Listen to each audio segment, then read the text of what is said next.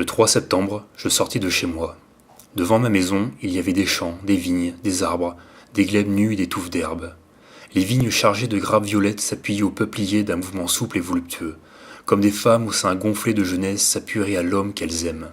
Tout le ciel était plein, de vent qui faisait rire et palpitait doucement les feuillages, de monstres gris qui rampaient avec lenteur dans l'azur, de montagnes blanches qui s'écroulaient, de l'odeur de la terre humide et du maïs entassé sur l'air.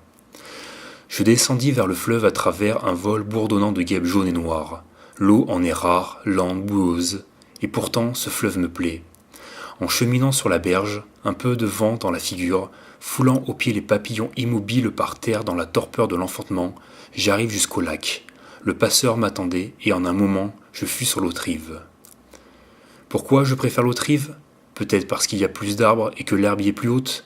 Pas du tout. J'aime les pays nus où le soleil peut s'étendre tout le jour comme un vagabond. Peut-être j'aime l'autre rive parce que c'est l'autre rive, et non pas la mienne, non pas celle où je suis forcé, quand la nuit tombe, de revenir. Le 3 septembre encore, je m'assis sur l'herbe, et quand ce pêcheur vint près de moi, disposa ses filets et se prépara à tromper une fois de plus les ridicules poissons, je crus que c'était le moment de commencer mon œuvre. Je me levai pour m'approcher de cet homme. Je ne tenais rien à la main. Dans ma poche, je portais un livre, mais je n'avais nulle envie de lire. Le pêcheur ne fit pas attention à moi. C'était un homme jeune, de petite taille, une face brûlée, une bouche énorme. Il ne semblait pas intelligent, mais je n'avais pas le droit d'exiger de lui aussi cela. Il s'accroupit et jeta son filet dans l'eau. Alors commença l'attente somnolente de l'homme qui ne pense pas à la mort. Tout était tranquille. Seules de vilaines mouches qui pressentaient l'orage nous entouraient de leurs rondes sans repos. À quoi bon entendre encore ? Je fis la demande que je devais ensuite répéter tant de fois. « Pourquoi faites-vous ceci ?» Le jeune homme me regarda avec une expression que je lui avais d'avance imaginée, quelque chose d'intermédiaire entre la stupeur et la compassion. Mais il ne répondit pas. Je dus redire ma question. Je ne pouvais souffrir à ce moment-là le silence. Alors le jeune homme sourit de sa large bouche et répondit « Pour attraper les poissons. Et pourquoi voulez-vous prendre les poissons ? Pour les vendre. Et que faites-vous des sous que vous gagnez ? J'achète le pain, le vin, l'huile, les habits, les chaussures et tout le reste. Et pourquoi achetez-vous ces choses-là ? Le jeune homme demeura un peu interdit. Je dus cette fois encore répéter ma demande en le regardant bien dans les yeux. Il tourna la tête à droite et à gauche comme pour écouter le silence. Peut-être commençait-il à avoir de vagues soupçons. Cependant, il répondit « Pour vivre !»« Mais pourquoi ?» répliquai-je aussitôt. « Voulez-vous vivre ?» L'étonnement et la gaieté du pêcheur dépassèrent soudain toute mesure. Il pensait bien savoir désormais à quoi s'en tenir. Toutefois, sans me croire dangereux, il ne voyait pas trop encore comment finirait l'aventure. Moi, je n'avais aucune raison d'interrompre ce colloque, si bien que je réitérai ma demande avec une obstination nouvelle tout en regardant durement l'accusé. Le jeune homme essaya de sourire avec mépris. « Je vis parce que je suis né. »« Mais quels sont les buts de votre vie ?»« Les buts ? Qu'entendez-vous par les buts ? Je veux dire, quelle est pour vous la chose la plus importante de la vie ? Ah, j'ai bien compris. Eh bien, mon but est de pêcher. » Je me tus, et au bout d'une minute, je me levai. Il était inutile de poursuivre. Nous étions revenus à notre point de départ. La simplicité de cette brute avait eu tôt fait de refermer le cercle. Je m'éloignai plein de dépit, suivant la berge, écrasant les pauvres fleurs et l'herbe rare. Derrière les buissons s'élevaient des cris d'enfants occupés à se chamailler. À un certain point, une petite porte à claire-voie interrompit la haie touffue. Je l'ouvris, j'entrai dans le champ et j'avançai la tête basse sur le sentier de terre molle. Déjà, j'avais aperçu à ma gauche un paysan qui bêchait, et j'allai franchement vers lui. De son côté, il m'avait vu par-dessous les bords sales de son chapeau de paille, et il me regardait d'un œil soupçonneux. Le temps des vendanges approchait, et tout était armé contre les voleurs de raisins. Des coups de fusil tirés dans le vide interrompaient soudain le silence du soir. Quand je fus près du paysan, je l'examinai. À ses pieds, la terre humide et argileuse avait été remuée avec un calme attentif et se préparait pour de nouveaux présents. Cette terre ouverte me toucha comme une douleur, mais je ne pouvais pas ne pas poser encore ma question. « Pourquoi faites-vous ceci ?» Le paysan me regarda de ses yeux noirs et inquiets et répondit « Pour que le blé naisse. »« Et pourquoi voulez-vous que naisse le blé ? » ?»« Pour faire le pain. »« Et pourquoi avez-vous besoin de pain ? » ?»« Pour me tirer d'affaire. »« Mais pourquoi voulez-vous vivre ?» À cette demande, l'homme baissa la tête et reprit son patient labeur.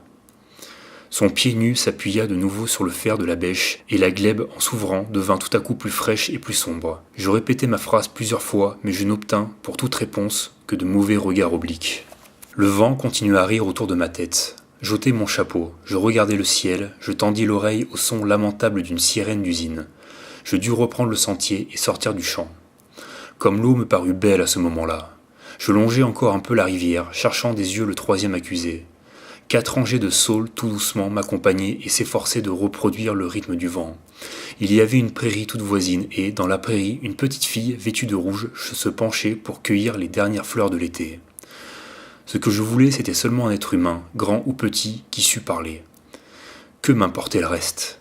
La fillette était blonde et petite, stupide peut-être. Il me suffisait qu'elle ne fût pas muette et qu'elle n'eût pas l'idée de s'enfuir. Je l'appelai de loin comme on appellerait un chien. Elle leva d'entre les fleurs sa tête mignonne, me regarda avec un sourire et fit un pas ou deux vers moi. Je ne fus pas sitôt près d'elle que je posai la question nécessaire. « Pourquoi fais-tu ceci ?» La bambine, sans se faire prier, répondit aussitôt. « Pour faire un bouquet à la Madone. »« Et pourquoi veux-tu faire un bouquet à la Madone ?»« Pour qu'elle se souvienne de moi. »« Mais pourquoi veux-tu qu'elle se souvienne de toi ?»« Pour qu'elle me prépare une place au paradis, tout près d'elle quand je serai morte. » Il n'y avait qu'à traduire dans l'absolu les paroles de la petite fille, et elles étaient une réponse à ce que j'avais demandé. Pourquoi agissait-elle ainsi la bambine vêtue de rouge? Pour obtenir le paradis. Elle vivait donc pour se préparer à la mort. Et cela, c'est une réponse. Une réponse que n'avaient pas su me donner les 2 grossiers pillards de l'eau et de la terre. Ceux-là, je les oubliais à peine, eus-je laissé sur le trèfle et la luzerne du pré les traces de mes pas hâtifs. J'allais maintenant, suivant la rive, le cœur moins triste. Je commençais même à chanter. La petite fille m'avait suivi, tenant à 2 mains son tablier plein de fleurs jaunes et violettes. Mais comme je me retournai soudain pour lui faire un signe d'amitié et pour recevoir le vent en pleine figure, je vis qu'elle n'était pas seule à me suivre. Plus loin, à demi cachés parmi les saules, s'avançaient, causant avec animation, les 2 premiers accusés, le pêcheur et le paysan. Comment s'étaient-ils retrouvés? Pourquoi m'avaient-ils suivi? Je n'en savais rien. Mais je vis que c'était moi qui les réunissais. Bien qu'ils fussent loin, j'étais sûr qu'ils parlaient de moi. À cause de la fillette, peut-être. Mais pourquoi aurais-je eu peur? Je m'arrêtai et les attendis en chantonnant. L'enfant suivait son chemin et me dépassa. Les 2 hommes me rejoignirent. Leur visage avait pris une expression de méchanceté. La bouche énorme du plus jeune ricanait. Les yeux puissants du vieillard jetaient des éclairs de dessous le chapeau de paille. À peine m'eurent-ils atteint qu'ils me sautèrent dessus, m'accablant de leurs mauvaises paroles et de leurs poings solides. Ils étaient 2, furieux et robustes. J'étais seul, calme et faible. Ils se rendirent facilement maîtres de mon corps, et ils blasphémaient de leur joie de pouvoir donner enfin libre cours à leur violence. À pas rapides, ils descendirent la pente herbeuse jusqu'au bord caillouteux du fleuve. J'eus le temps d'apercevoir les petites grenouilles grises qui rentraient dans leurs trous, sautant parmi les pierres humides. Les 2 hommes me balancèrent un instant comme un sac, comme un mort, et puis ils me jetèrent à l'eau avec des rires d'ivrogne. L'eau était basse. Les pluies de la mi-septembre n'étaient pas encore venues laver les grappes et gonfler les rivières. Je pus me relever et reprendre, les os endoloris, les vêtements trempés et couverts de boue, le chemin du gué. Les 2 hommes fuyaient en courant. L'enfant s'était éloigné, le vent redoublait de force, s'irritant de la lenteur des nuages. Rien n'était changé dans le monde. Demain, me dis-je en souriant, ce sera le 4 septembre.